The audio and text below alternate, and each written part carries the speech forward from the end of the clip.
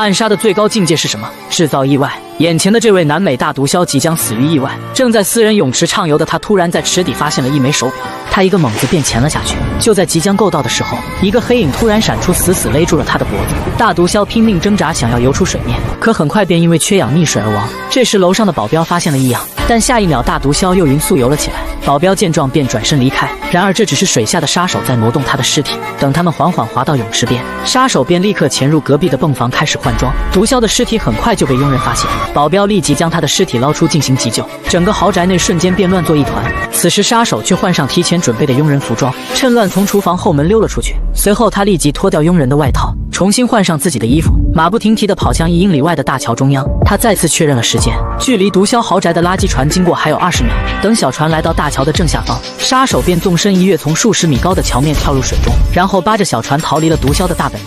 晚上回到家中，杀手便立刻取下所有暗杀大毒枭的准备资料进行销毁。第二天打开电脑，大毒枭游泳意外溺亡的消息已经登上了新闻头条，暗杀任务再一次取得成功。男人名叫亚瑟，是暗杀组织的一名顶级杀手，他的任务就是通过制造意外，悄无声息地干掉组织指定的目标，江湖人称机械师。大功告成的亚瑟随即便找到搭档老白领取酬金。老白是杀手组织的2号人物，同时也是亚瑟在组织内的领路人，他们亦师亦友，配合默契。老白负责搜集情报收入分配，亚瑟则负责任务执行。不料老白这次见面却心生退意，刚与老白告别，亚瑟便接收到组织新的暗杀指令。可当他打开暗杀目标的信息，却不可思议地发现竟是自己的搭档老白。亚瑟简直不敢相信自己的眼睛，他立即约见组织老大迪恩核实情况，却被告知老白已经背叛了组织。原来他们在半年前接到了有史以来金额最高的一笔委托，为此他们精心布局了6个月，共计派出5名顶级杀手远赴南非执行任务。不料他们刚一出机场便全部被灭口，显然是有人故意泄露了消息。这次行动的细节只有他与老白2人知晓，并且老白的海外账户2周前突然转入了2000万美元，所以这个背叛组织的人只可能是老白。迪恩要求亚瑟必须在2天内将他干掉，否则他就派其他人动手。身为顶级杀手，绝对不能夹杂任何个人情感。看着迪恩提供的调查报告，再联想老白突然要求退休的奇怪举动，思虑再三之后，亚瑟最终还是拨通了老白的电话。老白立即带上自己的重要物品，按照亚瑟指定的线路进行撤离。他按照亚瑟的指示，用剪刀切断了锁带，成功躲开了保镖的监控视线，同时在备用电源启动前坐上了通往负1层的货梯，紧接着通过一段长长的连接通道抵达楼梯间，冒险滚下几十级台阶，终于来到了隔壁大楼的地下停车场。可这时老白才发现，亚瑟等待接应的车子已经被伪装成遭抢劫的模样。看着从黑影中走出的亚瑟，老白瞬间便明白了一切。Get me to circumvent my own security. Nobody sees me leave. So what's this? Cape Town, right? Yeah. Right. So what's the story here? Carjacking? Police will find my van somewhere in some shithole section of the city, stripped and up on blocks? Something like that. 他掏出爱枪朝车身连开几枪，随后便把跟随自己33年的宝贝交给了亚瑟。Just send somebody else. I would rather it was you. 老白满眼释然地望向亚瑟，虽然不舍，亚瑟最终还是扣动了扳机。老白的葬礼上，亚瑟见到了他久未露面的儿子小白，面对他的安慰，向来叛逆的小白却显得异常平静。可当他回到老白家中，看着父亲满墙的老物件，小白便再也无法抑制自己内心的悲愤，只能靠不停的喝酒来麻痹自己。他要发泄，他要为父亲报仇。于是第2天晚上，小白便将父亲的凯迪拉克开到了出事的停车场附近，果然很快便被人盯上。以为遇到弱鸡的劫匪毫不犹豫地拔出他的无齿长枪，不料却遇到了狠人。Carjacker. Did you shoot him with this? 原来是小白在扮猪吃老虎，他故意将自己当成诱饵，从而引诱劫匪上钩为父报仇。他正要开枪，亚瑟却突然出现拦住了他。Stupid to kill someone when you have a motive. 随后他赶走劫匪，将小白拽上车，便转身离开。第2天，小白便找到亚瑟，趁2人交谈之际，先问大家个问题：你想谈恋爱了吗？不妨试试能根据你的喜好选人的恋爱软件牵手。你可以选择你想要的女友特质，牵手会根据这些特质给你推荐符合你要求的女生，尤其是他会优先推荐喜欢你的女生，所以牵手的脱单成功率才会这么高。牵手不是机械的筛选匹配，他把你所喜欢的直接推到你面前，专属链接放评论区置顶了，快冲！他要亚瑟将他训练成职业杀手，可亚瑟却并没有答应。回到家，看着老白的照片，心怀愧疚的亚瑟最终还是决定对小白倾囊相授。他将小白约在一家动物收容所见面，并让他根据照片领养了一只小狗。随后便给亚瑟布置了第一项任务，每天在固定的时间带着这只小狗来到一家咖啡馆练习数独。剩余的时间，亚瑟便带着小白进行各种枪械训练，步枪、冲锋枪、狙击枪全部都要精通，理论知识当然也必不可少。亚瑟将一本保险手册交给小白，里边记录了几百种意外死亡的方式，他要求小白必须在2周内全部掌握。基础训练很快完成，亚瑟紧接着便给小白来了一场实操教训。这次暗杀的目标是一名军火贩子，取得对方信任后，趁着他数钱的功夫，亚瑟迅速用腰带勒住了他的脖子，等他彻底咽气，便将他的尸体拖到床边挂了起来，随后打开提前准备的动作小电影放在尸体面前。随着实战观摩结束，亚瑟终于给小白安排了第一次实战任务。这次暗杀的目标竟然是小白每天都会在咖啡馆遇到的男人。原来他的真实身份是另外一个组织的杀手，此人身高体壮且心思缜密，陌生人根本就无法靠近。可他却有2个致命弱点：喜欢小狗以及年轻的男人，而小白正好完美符合他的口味。很快，杀手便主动与小白搭讪，并且邀请小白晚上一起去酒吧狂欢。看到目标上钩，亚瑟立即给小白配了一瓶剧毒的氟硝安定，只要2到3滴就能让他眩晕，超过6滴，即使是一头水牛也会在3分钟内心脏骤停。他告诉小白，对方身强体壮，只能智取，绝对不能鲁莽。可一杯美酒下肚，逐渐上头的小白竟想像亚瑟一样干净利落地干掉目标。他并没有按照亚瑟的要求在酒水中下毒，反而不顾警告跟杀手回了家。就在杀手宽衣解带准备打扑克时，小白有样学样用皮带勒住了他的脖子，可他显然高估了自己的实力，一个过肩摔便被摔飞了出去。杀手取下皮带，瞬间暴怒，蟹钳般的大手一个用力便将小白摔飞，体型上的巨大差距令他毫无招架之力。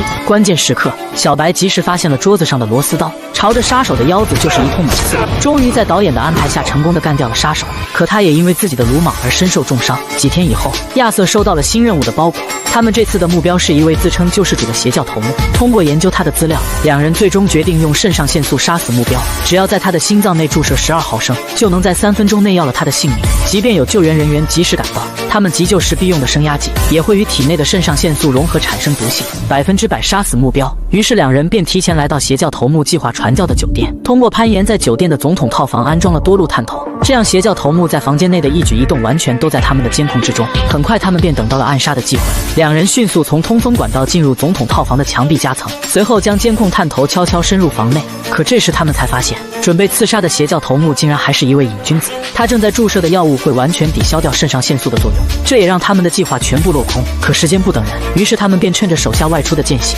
卸下镜子进入房内。亚瑟扒开邪教头目的嘴巴，小白则将监控探头一股脑地塞入他的喉咙。邪教头目很快便因为缺氧而一命呜呼。随后两人快速原路返回，就在手下开门的一瞬间，他们成功合上了墙上的玻璃。返回的手下很快就发现老大已经没了呼吸，他们原以为这全都是因为毒品的副作用，不料这时躲在镜子后边的小白竟然不小心踢翻了脚边的扳手，一枚螺丝竟然顺着管道滚了出来。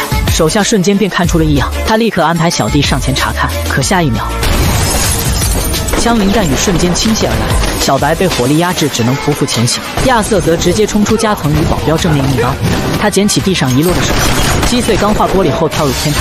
小白则利用地形与人数众多的保镖打起了游击，两人很快便来到预定点位汇合，套上事先准备好的速降绳索，从200米高的楼顶一跃而下，成功逃出了保镖的合围。可原本计划的暗杀行动也彻底曝光，为了安全起见，两人决定分头撤离。来到机场，正在候机的亚瑟竟无意间看到了本该死亡的老高，亚瑟立即意识到自己被人利用，他悄悄跟在老高身后上了摆渡车。 Does this live? 10 to 15 minutes. Doesn't give us much time then. What do you want?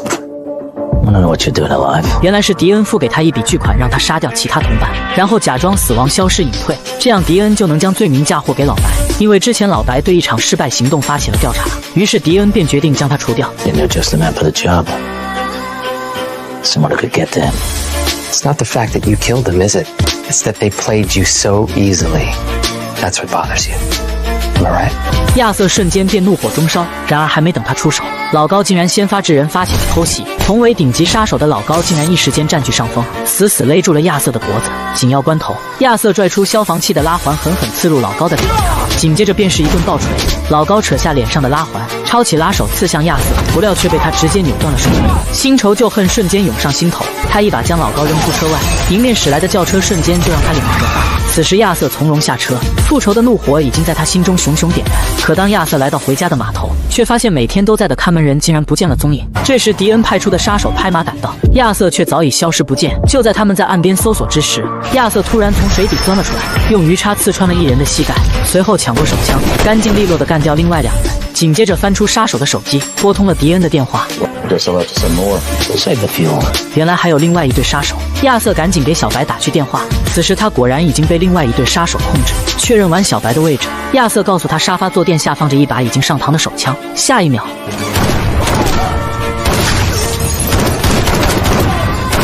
，3下5除2，小白便干掉了所有人。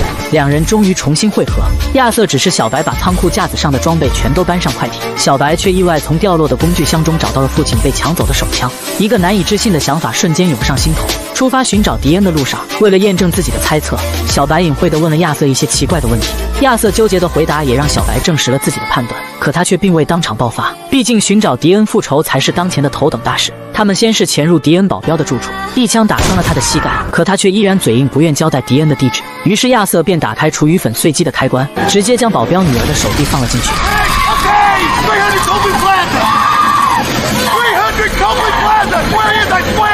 此时亚瑟关掉开关，女儿的手臂完好无损地缩了回来。原来亚瑟已经提前在粉碎机中塞入了肉块。1小时后，亚瑟便拨通了迪恩秘密住所的电话。正在迪恩威胁要重金悬赏干掉他时，亚瑟却告诉迪恩他的位置已经暴露。这时迪恩才惊恐地发现，亚瑟拨打电话的位置竟然就在楼内。迪恩立刻命令所有保镖护送他紧急撤离。没想到这正中亚瑟下怀，他只是通过专业设备入侵了大楼的电话网络。此时的他正在楼下守株待兔，等待迪恩车队的出现。亚瑟先是在地库入口安装了监控探头，等迪恩的车队驶出楼外，他便直接用偷来的宝马将车队撞，随后立即下车干掉后方护卫的保镖。紧接着他开上事先准备好的工程车，径直向迪恩乘坐的轿车追了过去。另一边，小白驾驶抢来的公交车直接将车队逼走，迪恩乘坐的防弹车正要掉头逃跑，亚瑟驾驶叉车及时赶到，直接将车身刺穿，随后一个翻转，将迪恩的防弹车彻底掀翻。这时2人竟直走到迪恩面前，没有多余的废话，直接清空了弹夹。回去的路上，亚瑟无意间在小白的身上发现了老白的手枪，他立刻意识到小白已经知道了实情的真相。趁着加油的功夫，亚瑟便隐晦地向小白表达了歉意，小白也大方地表示自己并没有放在心上。可下一秒，小白便拔出油枪，让汽油洒在了车子上，随后假装上厕所，刚一走到墙角，便毫不犹豫地掏出了父亲的手枪，一枪打爆了亚瑟满是汽油的卡车。几小时后，小白返回了亚瑟的住所，开走了亚瑟那辆从来都不让他触碰的跑车。可刚驶出车库，小白便发现了副驾座位上的一张字条，上面写着：“如果你读到这封信，那你就死定了。”小白满脸不屑地笑了起来。可下一秒，亚瑟的跑车瞬间便炸成了一团火球，整个房子也燃起了熊熊烈火。另一边，警方调取加油站的监控录像，这才发现就在爆炸前的一瞬间，一个黑影竟从车中跳了出来。原来老白早就料到小白会对自己动手，开上提前准备好的卡车，开始了新的生活。